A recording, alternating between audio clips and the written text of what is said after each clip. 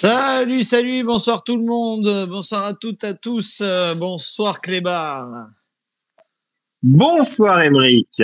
bonsoir JC. Allô, j'ai la voix un peu cassée, désolé. Oh, oula, mais c'est pas JC, c'est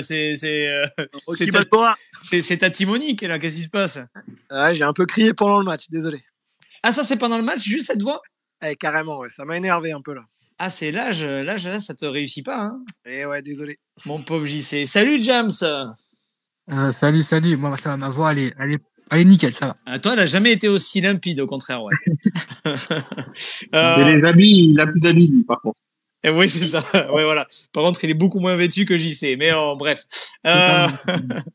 Bon, effectivement, on a le sourire aux lèvres et dans le discours parce qu'il y a une victoire et que ça faisait quand même belle lurette pour reprendre des termes de l'époque de JC qu'on n'avait pas passé un bon dimanche au soir.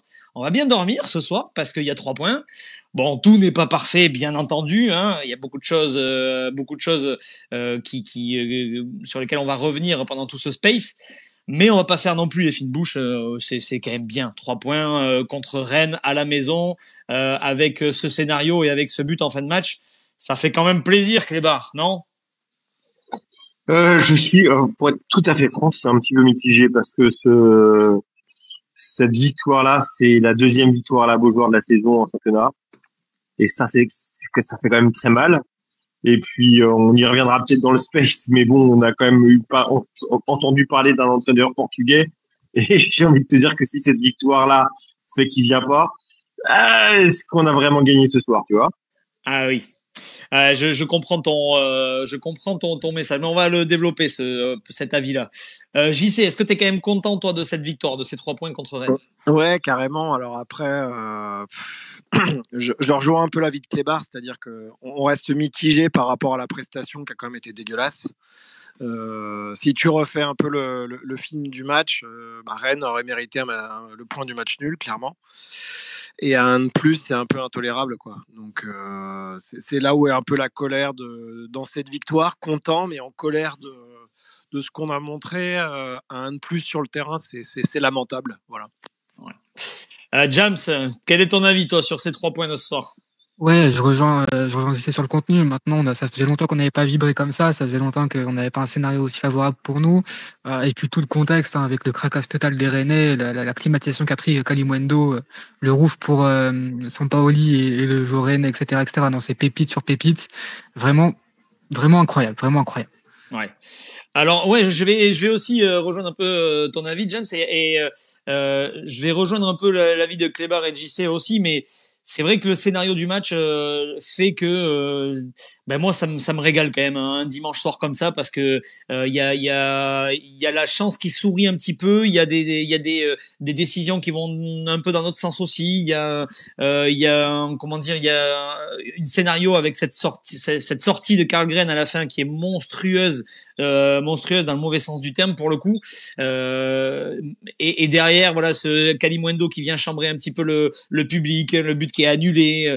Il y a tout ce contexte-là qui fait que ça me fait plaisir quand même et je peux pas m'empêcher d'être content. Même si, par contre, si on parle de football, oui, je vais tenir un tout autre discours, bien entendu. Ouais. Oui, Clébar, tu voulais réagir à ça? Non, je voulais réagir sur le fait qu'effectivement, il y avait le petit côté révolte aperçu contre Paris Saint-Germain qui s'est, selon moi, un petit peu confirmé aujourd'hui avec un petit degré, alors un léger degré, mais un léger degré supplémentaire avec, mine de rien, quand on va pousser un petit peu plus loin, on commence à avoir des choses favorables qui nous permettent peut-être d'aller arracher des points. Et c'est aussi cette victoire-là ce soir, c'est aussi ça, quoi. Le fait d'avoir su depuis quelque temps un peu plus de révolte et puis du coup on commence à récupérer des faits de jeu favorables. Ouais. Émeric, si je peux me permettre, tu vois, si j'ai un peu la voix cassée, c'est que là où je te rejoins à 2000%, c'est sur le côté émotion. Ouais. C'était des émotions, effectivement, il y a eu des rebondissements variés et multiples qui ont fait que il s'est passé des choses un peu exceptionnelles lors de ce match, mais il faut prendre un peu de recul et c'est ce qu'on va faire pendant le space pour parler de ce contenu. Mais effectivement, au niveau émotion, on n'avait pas vu ça depuis, je vais reprendre ton expression, belle lurette, quoi. Ouais. Quel est comment dire la mi-temps qui vous a le plus emballé? Est-ce que vous avez préféré l'entame de match avant et du coup avant le carton rouge, ou est-ce que vous avez préféré le Nantes d'après le carton rouge rennais, James? Pour ma part, je dirais plutôt la fin de période, de la deuxième période, parce qu'en vrai, on a vu que la Rennes était vraiment au bout de craquer en fait, et ils étaient en train de tuer un peu le jeu, enfin le temps pour essayer de reprendre un peu leur force et leur souffle. On voit un Nantes qui manque d'efficacité sur toute la rencontre en fait. Hein, on n'arrive pas à cadrer une seule frappe. Je crois qu'il me semble c'est l'unique ou la deuxième frappe cadrée du match. Le but de Simon, c'est pour un peu dire. Mais sinon globalement il y avait des choses perfectibles, mais sur la fin de la deuxième période, c'était plutôt satisfaisant. On a vu qu'on a réussi à les faire craquer comme ça. Mais le problème, c'est que voilà, on n'arrive pas à créer ça sur 90 minutes. Des fois, on jouait beaucoup trop bas et surtout en première période, je trouvais qu'on n'exploitait pas les failles et tout simplement en fait le mauvais jeu des Rennais depuis quelques années quand même. Enfin, je trouve là c'est vraiment un Rennes assez calamiteux. Première mi-temps, voilà, on jouait avec la peur, tout simplement. Clébar, d'accord avec l'analyse de James aussi? Ouais, je pense que je vais pas être d'accord avec grand monde ce soir, malheureusement, ou alors comme d'habitude, je ne sais pas, tu te prendras comme tu veux. Non, moi j'ai préféré la première mi-temps. J'ai préféré avant la première rentrée, j'ai préféré le 5-3-2. Ok. Ce qui est, alors, du coup, je vais t'embêter un petit peu, hein. C'est de bonne Je t'en guerre. prie, je t'en prie, je t'en prie. Mais ce qui peut paraître paradoxal, c'est que c'est la période aussi la plus stérile. Il y a aucune occasion, ou très très peu. Il y a 4 tirs seulement contre 11 en seconde mi-temps, donc presque le triple. Et paradoxalement, tu as trouvé plus intéressant la première. C'est plus quoi dans l'aspect défensif que tu as plus apprécié la première? Non, dans l'aspect équipe, tout simplement. Dans l'aspect équipe, je trouve qu'on faisait un peu plus collectif et équipe et solidaire en première mi-temps, où on défendait ensemble, on attaquait ensemble. Moi, j'ai bien aimé Moses Simon dans son rôle de deuxième attaquant avec Mathis Sabline, où je trouve qu'il est intéressant et quand il a le ballon et quand il l'a pas. Et dans son jeu son ballon, où il vient aider un petit peu Mathis Sabline. À l'image un petit peu du but de Mathis Sabine face à Paris, quelque part, où on oublie trop le positionnement, où j'ai pas suffisamment entendu, moi, la semaine dernière, mais le positionnement de Moses Simon et la course qu'il fait pour pouvoir rapporter du nombre et pouvoir permettre à Mathis Sabine que les défenseurs parisiens soient aussi concentrés sur Moses Simon. C'est tout sur cet aspect-là, vraiment collectif, que j'ai trouvé que en première mi-temps on était plus intéressant. En deuxième mi-temps, effectivement, on a vibré, effectivement, il y a eu des émotions, effectivement, il y a eu des tirs, mais c'était pour beaucoup des actions individuelles, voilà. Et du coup, ce genre de situation-là, ça peut tenir sur un match, mais ça fait pas une saison. JC, est-ce que tu rejoins l'analyse là de Clébar? Ouais, un petit peu, ouais, mais moi, pour revenir à ta question, il y a aucune des demi-temps qui m'a plu en fait. Là, j'ai les statistiques de possession de match sur l'ensemble, la possession de balle, pardon, sur l'ensemble du match. Rennes a eu 55% de possession de balle. C'est ça qui est fou. Donc, et sur la seconde mi-temps, ils sont à 54%. Donc, ce chiffre un peu résume le mal qu'on avait à avancer. On avait souvent des grands ballons loin devant, avec Castelletto ailier droit, donc on sait ce que ça donne dans les 30 derniers mètres. Donc non, moi les deux mi-temps m'ont pas spécialement plu. La deuxième mi-temps, Koumboiré a pianoté beaucoup trop tard et on a réellement, pour reprendre un peu ce que disait Clébar et James, c'est sur le dernier quart d'heure où on a un peu appuyé. Mais bon, on ne peut pas se permettre d'attendre la 80e minute, marquer à la 90e pour commencer à attaquer. C'est complètement lunaire. Donc non, moi les deux mi-temps m'ont pas plu. Ouais. Je te rejoins moi sur ça. C'est vrai que les deux mi-temps m'ont pas plu du tout. Si on parle là uniquement de football en termes d'émotion, j'ai dit ce que j'avais à dire, mais en termes de football, c'est clair que on peut pas se contenter de ce qu'on a vu là encore une fois. Et malheureusement, le match contre Paris et le match contre Rennes va donner raison à à Comboiré et à Franck Kita pour peut-être le maintenir un petit peu, parce que les résultats sont là finalement. Sur ces 2 matchs-là, prendre 4 points, c'est presque inespéré dans la série actuelle, et pourtant ça a été fait. Donc ouais, je suis un peu pessimiste sur les semaines qui arrivent là jusqu'à 2025. Et si je peux compléter mon propos, Rennes, à l'instar du PSG, nous ont livré des copies relativement pâles et mauvaises. Hein. Et, ouais. Sans carton rouge, je vois pas comment on aurait pu gagner ce match en fait. Ouais. Oui, c'est vrai. Hein, même, c'est vrai que si on prend un Rennes, parce que après, je suis d'accord aussi. Il y a Lulu par exemple qui mettait dans les commentaires que Rennes n'a pas été non plus transcendant. Et c'est vrai. Hein, moi, j'ai été très déçu de la prestation de Rennes quand j'ai vu. Alors, j'ai pas vu le match contre Saint-Etienne, mais j'ai vu le résultat. Quand j'ai vu le résultat, je me suis dit, oh là, ça y est, c'est parti avec Sampaoli. Ça va vraiment produire du jeu. Ça va être intéressant. Et finalement, bon, j'ai pas été non plus hyper transcendé. Je trouvais Rennes bien plus impressionnant il y a quelques années, notamment lors du 3-2 avec le but de Rafinha en toute fin de match. Là, c'était vraiment un Rennes qui était agressif. Je pense que malgré tout, on aurait eu beaucoup plus de mal à faire un résultat contre un Rennes à 11 contre 11, même si voilà, Rennes m'a pas non plus impressionné. Clébar, tu voulais intervenir? Je suis d'accord avec ce que vous dites sur Rennes et Paris. C'est effectivement, c'était pas des beaux Rennes et des beaux Paris. Par contre, n'oubliez pas non plus qu'on s'est fait poutrer il y a encore pas si longtemps que ça par des équipes qui n'étaient pas forcément non plus en super forme et qui proposaient pas un football de ouf. Donc, il faut quand même apprécier ces 3 points parce que on a quand même réussi à gagner et on a aussi réussi à lamentablement se chier dessus face à des équipes qui n'étaient pas non plus forcément spécialement supérieures durant la rencontre. Oui, mais alors je comprends, hein, Clébar, hein, mais j'ai pas envie de me taper le cul par terre non plus quand on bat un Rennes pas impressionnant à 10 contre 11. Tu vois ce que je veux dire? C'est pas ça que je dis. Oui, oui, bien sûr. C'est pas ça que je dis. C'est dans le sens où on peut, et ça me fait chier de le dire en plus, hein, mais on peut observer quand même un petit mieux. Tu vois ce que je veux dire?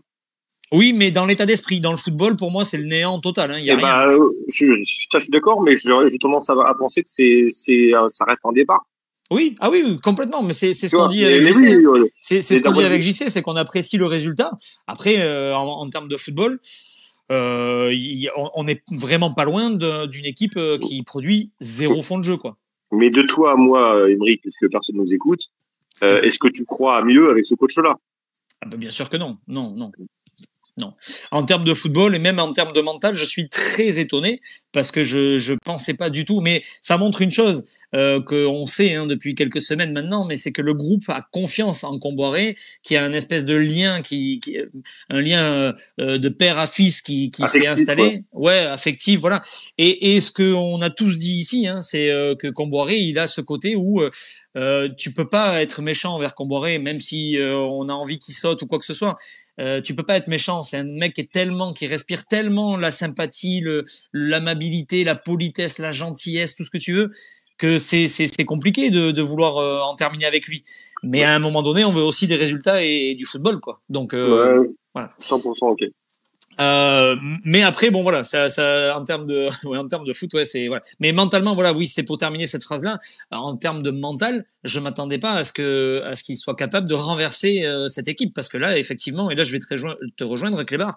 Mentalement, je trouve qu'il y a un énorme mieux depuis 2 semaines dans la tête des joueurs. Simon, à la fin, il tape un sprint de 50 mètres pour venir défendre. Je l'ai pas vu beaucoup de fois depuis le début de la saison, donc c'est agréable à voir ça. Je sais plus, je crois pas que j'étais présent sur le space de Marseille, mais je trouve que même ça s'était vu un petit peu sur le match de Marseille. En tout cas, moi, je l'avais vu sur le match de Marseille, ou en tout cas, c'est comme ça que je l'avais interprété, pour être un peu plus juste dans mes propos. Ça s'était complètement effilouché face au Havre. On avait retrouvé un peu ça contre Paris, et là, on l'a retrouvé un petit peu, et effectivement, moi, je m'attendais absolument pas à ce que Comboiré réussisse à retirer de nouvelles ficelles. Alors, c'est aussi parce qu'il a arrêté de vouloir jouer, d'animer offensivement et d'aller d'avant, et il s'est concentré plus sur une défense solide et chercher à remettre ses joueurs d'aplomb avec une défense solide et puis une possibilité de marquer en contre. Alors, remettre les joueurs d'aplomb, oui, un petit peu. Je te rejoins sur le côté mental où ils n'ont pas lâché le joueur, enfin le coach. Mais remettre d'aplomb, quand même, tu vois, techniquement, pour moi, il n'y a rien qui est correct. Enfin, je parle dans la démarche, JC, je parle pas, je te dis pas qu'ils sont à 100%, on est bien d'accord. Ouais. On est d'accord que ce match-là, il est insuffisant sur plein de points. Mais mine de rien, il y a une forme de retour vers le mieux qui semblait, enfin pour moi en tout cas, inenvisageable il y a quelques semaines. Mais est-ce que tu aurais le même discours si le but n'avait pas été annulé de Rennes? Bah, tu disais tout à l'heure que pour toi, Rennes méritait de, oui, tout à fait, méritait autre chose. Moi, je trouve pas. Hein, je les ai pas trouvés spécialement dangereux. Ils m'ont pas spécialement fait peur. Et puis même, oui, je dirais la même chose si Rennes avait marqué le but. Moi, je m'arrête pas forcément à une situation pour juger un match. Bah, je pense que Mandanda a eu moins de travail que Karlgren. Ah bah c'est sûr d'ailleurs. Donc tu vois, quand je dis que Rennes, par rapport au fait qu'il soit un de moins, méritait peut-être autre chose. Enfin, après, moi, je serais curieux d'entendre ce que disent les collègues. Rennes, par exemple, ils ont tiré 5 fois, cadré 3 fois. Nous, on a fait 14 tirs et 2 tirs. Donc effectivement, mais il faut voir les tirs qu'on a mis, quoi. J'ai en tête Douglas Augusto qui tire en tribune Loire ou en Erde, je ne sais plus. Enfin, disons que oui, Rennes, pour moi, méritait peut-être un petit point par rapport à leur abnégation, parce qu'on parle de deux équipes qui ont plus joué sur l'abnégation qu'autre chose, plus que sur le talent. James, quand tu entends tout ça, toi, t'es de quel avis? Je peux donner raison un peu aux deux, mais je trouve quand même que c'est un Rennes hyper faible cette année. C'est un Rennes, je pense que on peut remonter au-delà de 2017 pour trouver un Rennes aussi faible. Je pense que je dis pas de bêtises en disant ça. Là, c'était vraiment compliqué. Même offensivement, ils avaient du mal à créer quoi que ce soit en fait. Hein. Et le peu de fois où ils y arrivaient, Palois où voilà, on était là pour récupérer le ballon ou intercepter. Donc voilà. Sur ce point-là, je peux pas vraiment donner raison. Par contre, sur le fait que oui, ils ont pas été déméritants dans le point de vue physique, gestion d'énergie, etc., construction et tout, si on veut, oui, mais je trouve que ça s'est joué un peu à rien ce match. C'était deux équipes un peu en crise de confiance, si on veut. Donc, il n'y avait pas vraiment de favoris, en tout cas, dès le début. Le plus méritant s'est imposé, j'ai envie de dire. Ils avaient l'opportunité de égaliser. Il y a eu une main. Donc voilà. Mais sinon, c'était partagé, équilibré. Et je préfère ce scénario, honnêtement. Franchement, c'était un bon scénario. La clim pour Kalimundo, ça va rester, je pense. Vraiment, elle va rester. Ouais, ça, je pense que ça va rester, effectivement. Par contre, James, au niveau du carton rouge, déjà, est-ce que tu le trouves, voilà, sévère, ou est-ce que tu le trouves Non, le carton rouge est totalement mérité, mais justement, je comprends pas du tout la réaction, le geste du Rennais, il est pas dans une situation dangereuse pour son but. Il n'y a pas de raison, en fait, de faire ça, tout simplement. Il n'y a aucune raison. C'est par derrière, c'est dangereux. C'est pas contrôlé, c'est pas maîtrisé, donc totalement mérité. Ouais. Alors j'ai pas eu toutes les notes, donc on va faire un peu différemment par rapport à d'habitude. Je vais vous demander de parler d'un joueur chacun votre tour. Alors ça peut être pour une raison négative comme une raison positive, mais s'il y a un joueur déjà dont vous avez envie de parler, ça serait qui, Clébar? Je vais commencer par la défense et je vais commencer par Nicolas Kozza, qui est pour moi totalement différent du Nicolas Kozza l'an dernier, qui alternait le chaud et le très froid. Là, c'est un moyen plus, voire plus, même sur certains matchs. Il s'est bien adapté dans ce rôle de piston, parce que lui, au départ, ça reste quand même un arrière-gauche qui est arrivé sur arrière-gauche au fur et à mesure de sa carrière, parce qu'il a même été formé défenseur central, je crois me rappeler. Et puis là, du coup, il a pu enchaîner les bonnes performances en tant qu'arrière gauche. Puis maintenant, piston gauche, où il arrive très bien à combiner. Et je pense qu'il fait aussi beaucoup de bien à Moses Simon.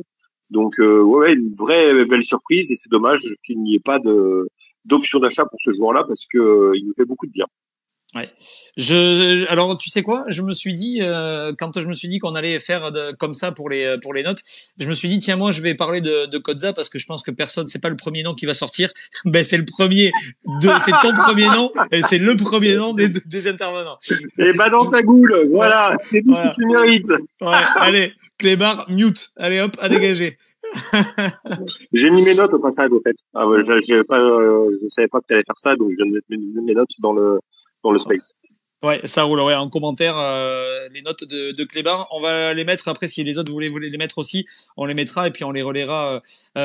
Si tu peux, Clébar, les relayer d'ailleurs sur le space comme ça. Bah c'est fait normalement. Oui, mais là, tu les as mis dans les commentaires, mais tu sais, dans les. Bon, James, il va me comprendre, il va le faire, t'inquiète. D'accord. c'est pas de votre génération, c'est plus de la génération de James. Quel salaud. En attendant que James mette les notes de Clébar en visu pour tout le monde dans le space, JC, s'il y a un nom que tu veux ressortir de ce match déjà, ça serait qui? Alban Lafont. Non, je plaisante. Oh oui, pourquoi? pour sa qualité. Non, bon choix. Bah, il a pas pris de but, hein? Ah, il n'a pas pris de but. J'ai clean sheet. Ouais. Non, plus sérieusement, bon choix de Clébar. Moi, le joueur que je voulais mettre en valeur ce soir, c'est Douglas Augusto, qui pour moi, depuis déjà 2-3 matchs, on sent qu'il monte en puissance. Ça a été le métronome au milieu de terrain, parce que c'est vrai que ces deux compères, même si Chirivella, parfois, il est là, parfois il a beaucoup de mal à exister dans les duels. Le Penant a fait un match correct, mais celui qui a brillé, moi, qui a été très important dans l'entrejeu, c'est Douglas Augusto, quoi. À la récup, dans la niaque, dans bon niveau, quoi. Il m'a bien plu. Alors je vais te laisser la parole, je vais te poser la question. J'ai trouvé Chirivella quand même bien mieux ce soir que sur les derniers matchs. Alors c'était pas compliqué. Je maintiens qu'effectivement il est en progrès. Je te rejoins. Maintenant, il y a Douglas Augusto qui colmate beaucoup de brèches. Parfois, il explose dans les duels, toujours un peu, même si il y a un peu de mieux chez Chirivella, mais bon, de toute façon, on sentait qu'il était fatigué. Alors, je sais pas ce qu'il a eu. Je sais pas si c'est musculaire ou quoi, mais bon, sa sortie nous a pas fait de mal, quoi, clairement. Alors que la sortie d'Augusto aurait été plus problématique, on va dire. Ouais. Ok, donc on est sur les deux joueurs qui vous ont plu. Donc pour le moment, Douglas Augusto pour JC et Nicolas Kozza pour Clébar. Merci James pour les notes de Clébar. Hein, il faut tout leur faire assez vieux. James, pour toi, c'est qui a brillé ce soir, hein, côté nantais?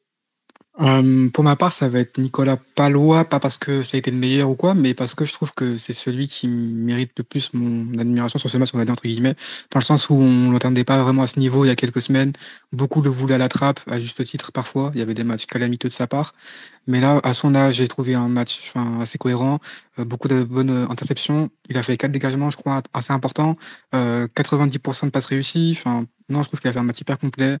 Kalim Wendo, il le rattrape. Je trouve qu'il est plus à l'aise à courir pour aller célébrer face aux supporters que face à Palois. Mais ouais, non, j'ai trouvé un très bon match de sa part. Et même face à Paris, d'ailleurs, très bon aussi. Très bon aussi. Donc voilà. Ok. Je peux rajouter un ouais. commentaire. Je rejoins carrément James sur Palois. Et moi, il y a Zézé, il y a ce joueur, je trouve qu'il a beaucoup de facilité, mais il faudrait qu'il prenne conscience avec un Palois qu'il faut qu'il s'arrache un peu plus.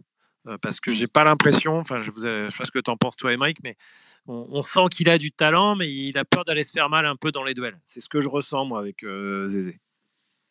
Oui, c'est vrai qu'il y a des fois où tu as l'impression qu'il peut mettre vraiment le pied. Mais là, sur ça, il devrait s'inspirer de Palois, parce que Palois, encore, il a fait un match, je trouve, assez propre. Je pensais aussi à Nicolas Palois quand Clébar m'a volé Nicolas Kozza au premier tour. Je pensais à Nicolas Palois parce que moi, je l'ai trouvé vraiment bien aussi ce soir. Il n'a pas été, ça n'a pas été comment dire, son meilleur match non plus depuis qu'il est à Nantes, mais je l'ai trouvé très très bon. Et puis il a ce côté rageur, quoi. Tu sens que pour lui c'est important de gagner ce match-là. Tu sens que c'est important de faire une belle presta contre le Stade Rennais. Quand il se relève après des tacles, il a toujours les 2 poings serrés en regardant les tribunes. Donc j'aime cette mentalité-là et voilà, je trouve qu'il a fait du bien aussi. Moi je vais forcément parler du coup de Simon. Simon, j'ai trouvé toujours pareil. Je trouve qu'il est tellement capable de faire mieux que ce qu'il nous propose depuis quelques semaines. Mais en même temps, c'est lui qui dynamise vraiment l'attaque. Ablin, il n'est pas mis au bon endroit et dans les meilleures conditions par Comboiré. Et donc, il est un peu en dessous. J'ai trouvé encore Ablin un peu en dessous ce soir, enfin cet après-midi.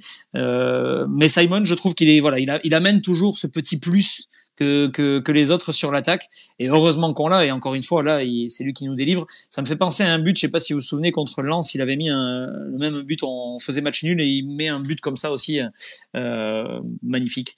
Donc voilà. Moi, je vais relever Simon. Est-ce que vous avez un joueur, par contre, que vous avez trouvé un peu en dessous? Alors juste, j'explique mes notes parce que je vais les publier là. Mes notes, moi j'ai mis Simon et Karlgren avec la même note parce que pour moi Karlgren, on oublie du coup sa boulette parce qu'il n'y a pas but et donc elle fait pas partie du match hein, puisque ça puisqu'il y a main et encore que bon la main elle est juste après sa boulette donc on pourrait lui retenir. J'ai pas pensé quand j'ai noté mais après pour moi il a fait encore un très bon match. Il a pas été trop inquiété mais il a eu 2 interventions à faire dont une où il se détend vraiment pour aller la chercher là sur la tête de non sur le tir contré là dans la surface en première mi-temps où il va vraiment la chercher, ça va vite. Je trouve qu'il a un bon comment dire, il se jette très vite au sol. Je trouve ça plutôt intéressant et après la main ferme aussi sur l'autre occasion. Donc bon ben voilà, pour moi il a fait le match qu'il fallait. Et voilà, il est béni en plus parce que la main oui. à 10 cm près c'était l'épaule et on n'en parlait pas quoi. Ouais. Et les époques où on a brillé, enfin les époques où le FC Nantes voulait vraiment dire quelque chose et faisait vraiment peur à beaucoup d'équipes en Ligue 1, ça a toujours été des époques où il y avait des bons gardiens qui avaient en plus la baraka. Bon, Karlgren, je vais pas dire non plus que ça fait partie des meilleurs gardiens qu'on a eu parce que c'est pas le cas. Mais en tout cas, il a ce côté baraka effectivement aussi où ouais, ça peut nous aider dans des situations compliquées comme on est depuis quelques années. Ça peut nous aider. Est-ce qu'il y a un joueur, par contre, que vous aimeriez relever pour justement une performance un peu moins bonne que ses camarades, Clébar? Ouais, Castelletto, moi sur les notes que j'ai mis, c'est Castelletto que j'ai trouvé moins serein. En plus, il avait dit il y a pas longtemps qu'il préférait jouer dans une défense à 5 ou à 3, ça dépend comment on le voit. Et c'est vraiment l'un des joueurs que j'ai trouvé le moins rassurant sur la prestation d'aujourd'hui. Alors, il n'a pas tout raté, mais il y a eu des mauvais choix et puis des erreurs techniques. Voilà, c'est plutôt Castelletto, même si on l'a senti rageur vraiment quand l'arbitre a, a annulé le but.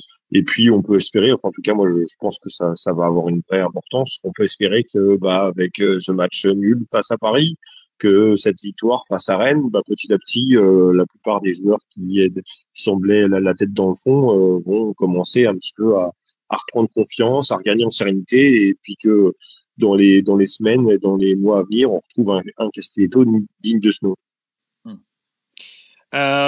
James, pour toi, est-ce qu'il y a un nom un peu en dessous de ses copains ce soir? Globalement, tout le monde a répondu présent, mais s'il y en a un que je trouve un peu moins bon que les autres, ce serait Augusto. Je sais que ça a été un des joueurs forts d'un d'entre vous, j'ai oublié. Mais je trouve qu'il y a pas mal de fois où il ralentit le jeu. C'était moi. Autant pour moi. Il y a pas mal de fois où il ralentit le jeu, je trouve, et qu'au milieu de terrain, il s'en un peu les pinceaux. Notamment, il y a des appels en profondeur qui sont faits sur les côtés, qui ne voient pas. Peut-être une mauvaise intention, mais je trouve que c'est un peu dommage. Et c'est un peu symptomatique. C'est plusieurs semaines que Douglas Augusto, je le trouve un peu au fond du trou. Là, ça va, c'est bien mieux, hein, globalement, mais oui, il y a toujours ce problème de manque de lecture, je trouve un peu dommage, parce que vraiment, des fois, il y a des opportunités qui ratent, et je trouve ça un peu dommage. Ok, j'y sais un petit droit de réponse et puis après je vais te demander aussi ton joueur un peu down de ce match. Moi je te trouve un peu dur avec Douglas Augusto, surtout qu'il joue avec un Chirivella sur la jante, donc même s'il y a du mieux comme tu le disais tout à l'heure, donc pour moi il fait le job, donc je suis pas trop de ton avis clairement, mais bon. Et pour répondre à ta deuxième question, tu l'as déjà un peu cité, c'est Ablin. C'est vrai que dans l'axe, c'est compliqué. Avant qu'il marque son but, je t'avouerais que j'avais dans mon viseur Simon, parce que comme tu le dis, beaucoup d'activités. Mais dans les 30 derniers mètres, hormis ce magnifique but, faut rendre à César ce qui appartient à César, je l'ai trouvé sur la main de la première minute, des frappes pas bonnes, quoi. Enfin, je les trouve mal. S'il met pas son but, il a clairement en dessous de la moyenne, Simon, parce que l'activité ne fait pas tout, quoi. Sinon, comme tu le dis si bien, on fait revenir des Moutoussamy, quoi. Donc, mais mais bon, vu qu'il a mis son but, donc ça sera plus effectivement Mathis Ablin, même s'il y a beaucoup d'activités que ça me plaît. Maintenant, je pense que ça méritait quand même la moyenne Ablin. Il n'y a pas un joueur qui a plombé l'équipe comme il y a eu sur certains matchs. Donc, c'est en progrès. Je reviens sur ce que disait Clébar. Des joueurs, c'est pas encore trop ça. Mais on sent que ceux qui étaient en difficulté, comme Castelletto, qu'a cité Clébar, ne font plus de grosses boulettes. Ça reste timide, mais il y a un léger mieux. Je vais reprendre ce que tu viens de dire en disant que voilà, le joueur que moi je vais citer, c'est pas un joueur qui plombe non plus le match et le groupe, mais moi le cas de Mostafa Mohamed, moi me préoccupe beaucoup. J'ai de la peine pour lui parce qu'il a plus rien à faire là, quoi. Voilà, là il faut vraiment que ça se termine en janvier parce que sinon c'est compliqué pour nous, c'est compliqué pour lui, c'est pas vivable, quoi. En fait, il est en train de se gâcher sa carrière et nous on est en train de prendre la place peut-être d'un jeune ou peut-être d'un attaquant qui performerait beaucoup plus. Il est pas fait pour notre style de jeu, il a plus envie d'être là. Il a sa famille qui est trop loin, qui lui demande aussi de partir un petit peu, donc de partir tout court d'ailleurs, pas un petit peu. Mostafa, moi, ça c'est le gros point noir parce que là encore quand il rentre, on sent qu'il est pas dedans. Alors oui, il fait les efforts, il défend, il vient se battre pour récupérer des ballons, il essaye comment dire de créer des espaces pour les autres, etc. Mais c'est pas ce qu'on lui demande et c'est pas là où il est le meilleur. Voilà, moi je suis descendu du train depuis très longtemps et là le train il est tellement loin que j'arrive même plus à le voir, je sais même plus où il est. Là quand il rentre et qui sauve un corner qu'on peut avoir, c'est vraiment quand même pour moi le symbole d'un mec qui est perdu, qui sait plus où il est, et qui est là pour faire un match comme nous on pourrait faire un dimanche après-midi entre potes, quoi. Donc voilà, je suis un peu comment dire pessimiste sur sa suite à Nantes et j'espère que ça se terminera avant fin janvier. Oui, JC, tu voulais intervenir. J'avais une question à te poser sur ses performances sur le terrain. Je ne peux que te rejoindre, hein. Mais est-ce que tu penses que le fait qu'il soit pas mis en confiance par le coach, ça joue aussi? Parce que moi, je trouve que Koumboiré, à l'instar d'autres joueurs, je parlais d'Ablin juste avant, à le mettre au numéro 9 qui n'est pas son poste, je trouve qu'il il met pas les joueurs en confiance, tu vois. Ganago, il l'a mis à la cave. Castelletto est en perte de niveau, donc on est quand même face à un coach qui perd des joueurs et non des moindres qui étaient plutôt bons au fur et à mesure, quoi. Donc c'est sûr que le joueur fait peut-être pas tous les efforts, mais il n'est pas mis en confiance par le club et par le coach. Oui, mais ça, je vais effectivement, je te rejoins complètement. Comboiré, encore une fois, pour moi, a merdé là-dessus. Après, voilà, de notre côté, de toute façon, quand il est arrivé, on savait que c'était pas un joueur qui était fait pour le style de jeu du FC Nantes. Ou en tout cas, les entraîneurs qu'il y a eu, allez, peut-être à la rigueur, ça pouvait correspondre avec ce qu'avait envie de faire peut-être Gourvenec. Mais avec les autres, ça pouvait pas marcher. Avec Comboiré, c'est de la transition très rapide avec un bloc bas et essayer de vite aller vers l'avant. Ça fonctionne avec Colomoni, Simon, Blas. Ça a très très bien fonctionné. Mais Mostafa, tu le mets là-dedans, ça a pas si bien marché que ça. Oui, il a eu des coups d'éclat et il y a des moments où ça marchait mieux que d'autres. Mais c'est pas un joueur qui est fait pour ça. Et après avec Aristouille, c'est pareil. C'était pas le joueur que cherchait Aristouille devant. Donc oui, tout ça fait que il faut que ça se termine. Lui aussi, il a plus envie d'être là et maintenant on le sait depuis le match aussi contre Toulouse, il a avec les histoires sur contre l'homophobie, etc., où ça l'a plombé et ça lui a fait beaucoup de mal et à sa famille aussi. Donc il y a tout ça qui fait qu'il faut qu'il parte, quoi. Sinon il va se gâcher sa carrière, le pauvre. Parce que pour moi, et je tiens à le repréciser pour que ça soit bien clair pour ceux qui nous écoutent pas forcément tout le temps, moi Mostafa, je trouve que c'est un très bon joueur. C'est un très très bon joueur, mais qui a rien à faire dans notre club. Voilà, tout simplement. Ou en tout cas avec le fond de jeu qu'on aimerait essayer peut-être de produire, même si on cherche encore ce que c'est. Clébar, tu voulais intervenir, ouais. Ouais, je voulais savoir un petit peu si on pouvait ouvrir notre débat. Je vais rien rajouter sur Mohamed, vous avez à peu près tout dit. Mais moi, il y a un débat que j'aimerais ouvrir, c'est Chirivella, parce que je vous ai entendu être pas forcément satisfait de ses prestations. Donc soit en fonction de ton ordre du jour, on poursuit sur autre chose, soit je m'autorise un petit peu à ouvrir ce débat-là. Oui, ben vas-y. Qu'est-ce que toi déjà tu... Parce qu'en fait, si tu veux, moi j'ai trouvé que depuis sa sortie, c'est à partir du moment-là où, d'un point de vue, je reprends les termes que j'avais sur le début du Space, mais c'est à partir de sa sortie où collectivement, il nous a manqué quelqu'un en fait. Et j'ai trouvé que c'était beaucoup plus notre jeu et notre système de passe était beaucoup plus fluide avec le retour un petit peu comme j'avais aimé l'appeler là, du ministre de l'Intérieur, et que moi je trouve qu'il a fait une prestation. Alors c'est pas encore tout feu tout flamme, hein, on a tous connu un Chirivella bien meilleur que ça, mais il y avait du léger mieux encore sur ce match-là de Chirivella, comme un petit peu face à Paris. Donc moi je trouve que c'est à noter, et que je sais plus qui de vous deux tout à l'heure disait que c'était pas si vilain que ça. Ouais, moi je trouve que il a été intéressant, il a été pertinent dans le match d'aujourd'hui. Ouais. JC, toi, Chirivella? Chirivella, la question qui se pose maintenant depuis qu'il est à Nantes, c'est quel niveau a-t-il vraiment en fait? Moi, je t'avouerai que je suis un peu déboussolé par ce joueur qui, effectivement, comme dit Clébar, on l'avait appelé le ministre de l'Intérieur, tout ça. Je ne vais pas revenir sur la partie effort, mais moi, ce que j'attends d'un Chirivella, c'est autre chose qu'un Moutou Samy. Dans les duels, ça reste compliqué, mais on sait que son physique le trahit souvent. Ouais, puis c'est pas son jeu, surtout, j'y sais. Ouais, mais bon, en étant milieu défensif, tu sais, il n'est pas numéro 10, hein, donc il se doit, de remplir les cases à ce niveau-là. Non, mais je suis bien d'accord avec toi, et c'est pour ça qu'en fait, je trouve que de là, quand il est dans un rôle de 8, justement, mais associé avec deux autres personnes, où justement, ça va demander moins de duels parce que ça va être réparti sur les trois. Finalement, c'est d'être là où il s'en sort le mieux.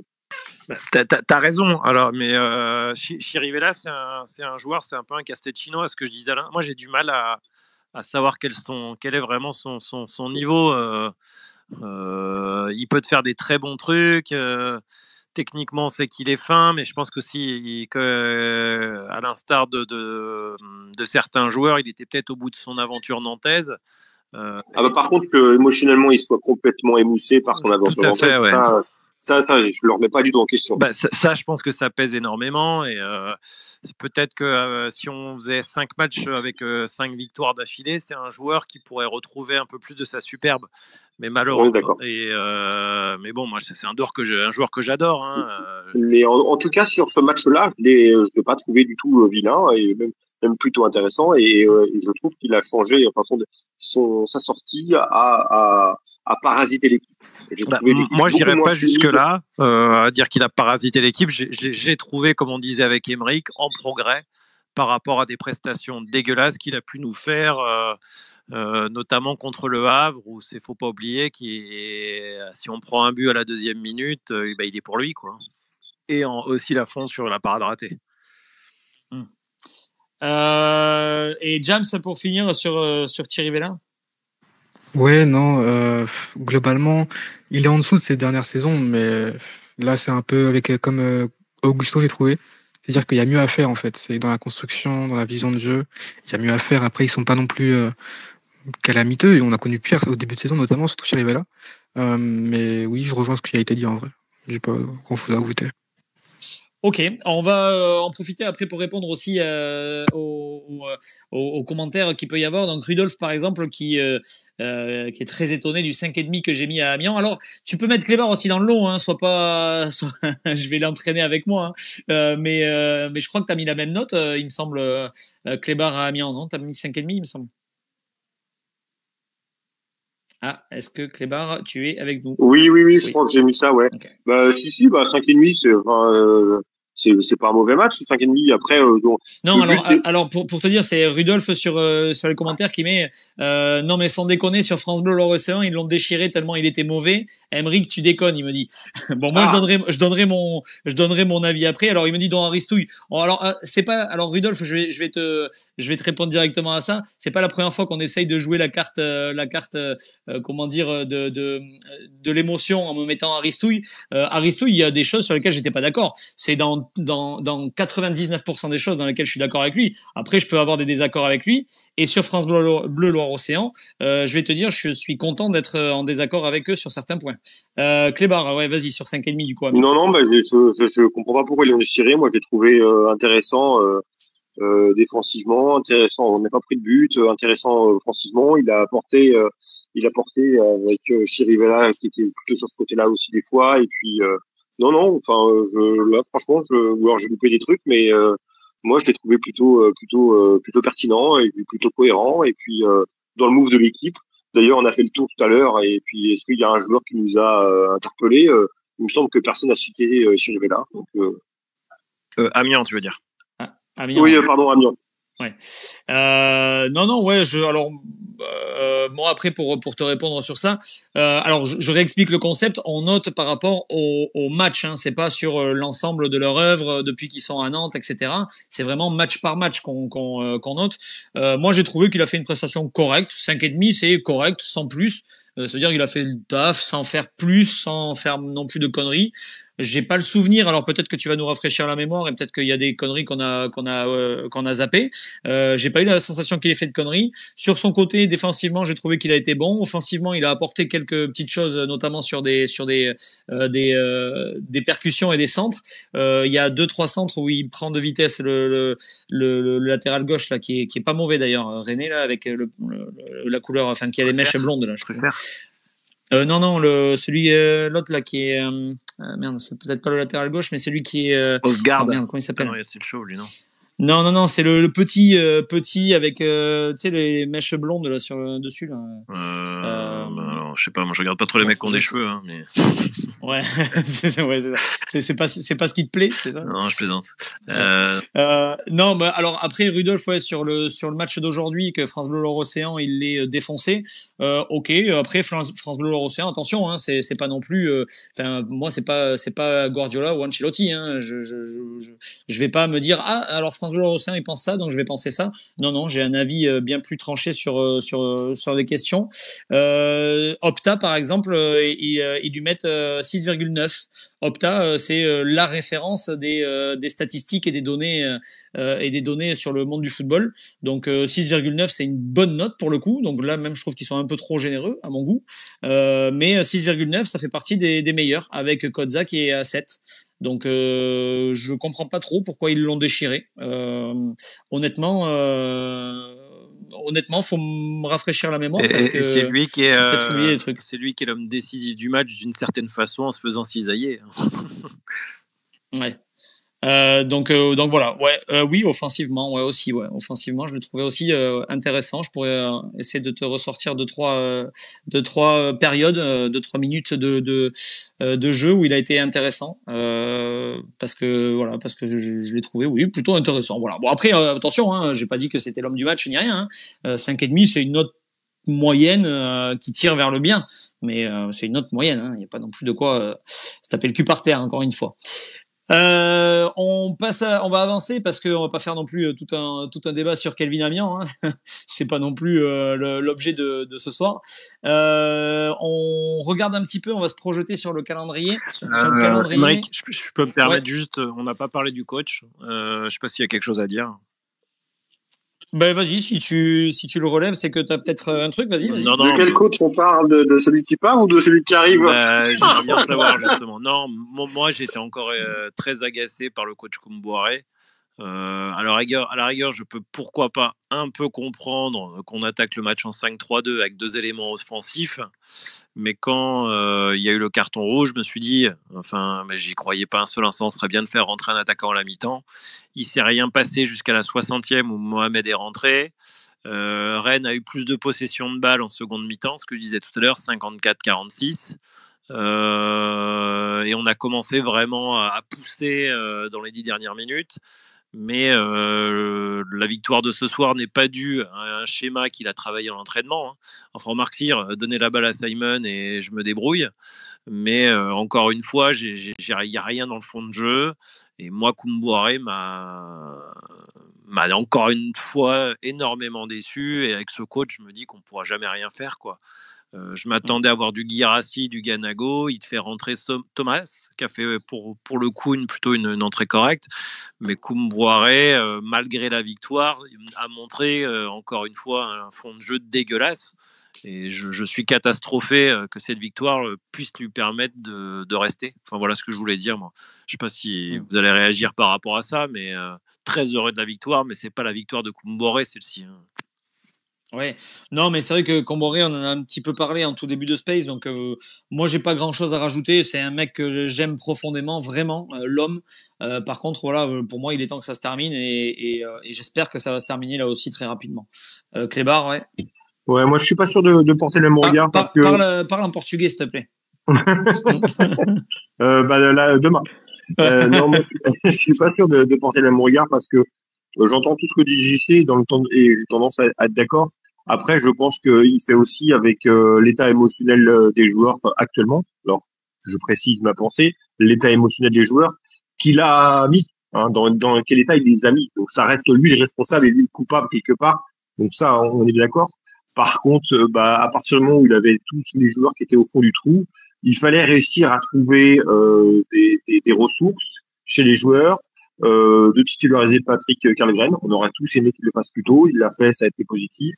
Il a rechangé un nouveau schéma de jeu. Il a réussi à proposer quelque chose où là, du coup, on avait l'impression que cette équipe était au fond du trou. Et puis, on commence à voir des petits trucs de révolte. Un petit point contre Paris, 3 points contre Rennes dans le derby. On a tous dit tout à l'heure, c'était inespérable. Donc, voilà, il a quand même réussi à faire ça. Donc, écoute, bravo à lui. Si ça doit le faire rester, par contre, ça reste dommage, oui. Et puis, comme pour vraiment reformuler et réappuyer là-dessus, c'est bien qu'il ait pu un petit peu redonner un petit peu de mental et puis d'énergie positive à ses joueurs. Mais c'est aussi lui, à l'instar de ce que vous avez dit tout à l'heure sur Mohamed, c'est aussi lui qui les a mis dans cet état-là. J'oublie pas que Castelletto, il est quand même très mauvais ou en tout cas très moyen depuis quelques matchs, notamment depuis la fois où il l'a mis en réserve. Il y avait peut-être une sanction à mériter à l'époque. Est-ce que c'était forcément la plus adaptée? Vu comment le joueur a été dans le saut, on peut se poser la question. Ok, mais pour la suite, alors pour terminer pour clore le débat là sur France Bleu Loire Océan, parce que c'est vrai je sais pas pourquoi ça fait 2-3 messages que je reçois, 3 messages sur un message privé qui me parle de France Bleu Loire Océan. Alors déjà moi quand j'ai lancé les Space, c'était pour que tout le monde puisse venir donner son avis. Donc là, Rudolf, tu me dis que c'est ton avis aussi sur Kelvin Amian. Je t'ai invité 4-5 fois là et j'ai pas de retour, donc n'hésite pas à venir donner ton avis. Au contraire, c'est même mieux qu'on ait des avis un petit peu différents pour pouvoir justement peut-être revoir des choses qui nous ont échappé. Après, par contre, s'il vous plaît, arrêtez de me parler de France Bleu Océan. Je vais pas remuer le couteau dans la plaie, mais il y a quelques années, pour ceux qui nous ont suivis depuis le début, où on était avec Blasigno, avec Morgan de Tribune Nantaise, ça a été parmi les premiers à venir nous mettre des messages privés en nous disant, enfin en nous demandant d'arrêter parce que voilà, ils faisaient déjà les débriefs, etc. Quand on voit nous le petit niveau dans lequel on essaye de le faire, le space, et quand on voit eux la portée qu'ils ont, je trouve que voilà, de venir s'attaquer à des petits comme nous, je trouve pas ça très fair play. Donc moi, France Bleu Océan, venez pas m'emmerder avec eux, c'est pas une radio que j'écouterai. Pourtant, je porte le groupe France Bleu dans mon cœur, puisque c'est là où j'ai travaillé pendant le plus de temps en radio. Donc voilà. Mais France Bleu Océan, il n'y a pas que des gens très sympas. Voilà, je mets pas tout le monde dans le même panier, bien entendu. Linda, est-ce que tu es avec nous, toi, en revanche? Alors, Linda, si tu es avec nous, tu as le petit micro en bas à gauche qu'il ne faut pas oublier de désactiver, surtout si tu veux qu'on puisse t'entendre. Non, bon, apparemment, elle est déjà partie à la soupe, Linda. Bon, si tu es là et que tu nous entends, n'hésite pas à réactiver ton micro et on est prêt à t'entendre. Apparemment, tu es bien là. Bon, n'hésite pas, si jamais, tu as le micro en bas à gauche, encore une fois, si tu veux parler. Le temps que peut-être Linda nous rejoigne, est-ce que les gars, vous avez un regard un petit peu optimiste? Alors, on va se projeter sur les 2 prochains matchs qui restent en 2024. Déplacement à Brest et le match de Coupe de France après contre Drancy. Linda, est-ce que tu es là? Non, t'as rééteint un micro. Bon, c'est pas grave. On va enchaîner avec du coup Brest et Drancy. James, Brest à Brest et Drancy, un match de Coupe de France. Qu'est-ce que t'attends de ces deux derniers matchs pour terminer l'année? Quel est ton, allez, vraiment le scénario que tu préférerais? Je dis bien que tu préférerais, toi. Idéalement, 2 victoires. Après, Brest, c'est pas une mauvaise équipe sur ce début de saison, que ce soit en Ligue des Champions, hein, où d'ailleurs ils font un très très très bon parcours, ou en Ligue 1, enfin en Ligue 1 un peu moins ces dernières semaines, mais même ça va à peu près. En vrai, c'est prenable. Brest en tant que match nul, ça c'est sûr. Je pense que si on continue dans cette lancée-là de bonne confiance, bloc défensif et assez compact, mais solidaire aussi. Après, de la justesse un peu en attaque parce qu'il nous manque vraiment de ça. Je pense que ça peut le faire, mais je pense pas que la victoire est obligatoire tant qu'on récupère un point. Et logiquement, en Coupe de France, ça devrait le faire. Après, on sait jamais, évidemment, mais généralement, ça nous réussit plutôt bien ces dernières années avec Camboré, donc je ne me fais pas de soucis là-dessus. Ok. Clébar, toi, ton scénario idéal. Alors, tu peux imaginer tous les scénarios possibles, hein, bien sûr. Oh Sergio, si tu savais combien je t'attends pas avant le mois de mai. Non, avant le mois de mai, bah oui, j'espère, putain. non, écoute, je sais pas si vous avez entendu comme moi sur le podcast Sans Contrôle, mais il J'ai m'a cru que t'allais semblé dire que sur France Bleu Océan. il m'a semblé comprendre que avant Paris, c'était quasiment fait. Donc voilà, moi je crois pas en Antoine Comboiré. L'émission Commando, ça va bien 5 minutes, mais dès qu'il est revenu, c'était quelque chose qui me déplaisait parce qu'on savait où est-ce que ça allait nous emmener. Au mois de novembre, on y est. Donc là, voilà, on a de la chance. Et puis bravo à lui, il a réussi à embrayer quelque chose de positif. Et tout ce que ça va durer 2, 3, 4 matchs, ou est-ce que ça va s'estomper des Brest? Parce que là, je viens de regarder le résumé de Brest face à Lille, ça avait pas l'air d'être vilain. Donc une équipe en forme et puis en confiance. Enfin, en confiance, ouais, qui a un peu plus de sérénité que le Paris Saint-Germain et puis Rennes en tout cas, ça peut faire très mal et on peut vite surprendre une valise. Donc les deux derniers matchs sont plutôt intéressants. Il y a une petite spirale positive qui peut commencer à s'installer, mais va demander à être confirmée et puis surtout à devenir durable. Donc je pense que le match de Brest devrait peut-être nous en dire un peu plus. Voilà. Après Drancy, bon, si on perd. Là, il y a plus de questions à se poser, faut tout vendre. Faut vendre les meubles et la maison. Ah bah là, faut tout cramer là. JC, Brest et Drancy. Étonnamment, je regardais le classement de Brest, ils sont à 2 points devant nous. Donc en faisant une série de 10 matchs en victoire, on est quand même pas très loin, c'est assez étonnant. Ils vont jouer contre Eindhoven chez eux, enfin à Guingamp en début de semaine. Donc bon, je pense qu'ils sont déjà qualifiés. Hein. Non, moi j'attends la qualification en Coupe de France et contre Brest. C'est difficile de savoir quel visage les Nantais vont nous offrir, même s'il y a un petit regain. On est d'une pauvreté quand même relativement forte dans le jeu. Je pense que Brest est un cran au-dessus du Stade Rennais. Donc, il y aura une opposition qui va être peut-être un peu plus forte. Donc, il faudra voir comment Koumbouré propose quel schéma il va proposer, pardon. Le 5-3-2 a l'air d'être bien ancré, donc ça ne nous amènera pas à du hurrah football, mais le résultat prime. Et ce soir, le résultat prime, il ne faut pas l'oublier. Donc moi, si on perd pas déjà à Brest, ça sera pas mal, même si notre fragilité au classement fait que les 3 points seraient les bienvenus. Ouais. Après Brest, attention, on les joue chez eux. Chez eux, ils ont que 2 défaites. Hein. Les 2 défaites, c'est contre Nice et je suis en train de chercher la deuxième, mais la deuxième, ils ont perdu contre Marseille. Ouais. Donc ça reste quand même des gros morceaux. Contre les équipes de notre championnat, c'est que des victoires. Hein. C'est quand même assez solide. Ils ont battu Toulouse, effectivement. Ils ont fait match nul contre Rennes. Ils ont perdu contre Montpellier récemment, ce qui veut dire que c'est pas non plus. Oui, mais à Montpellier. Donc ils ont battu Strasbourg 3, effectivement. Ouais. Ouais, voilà.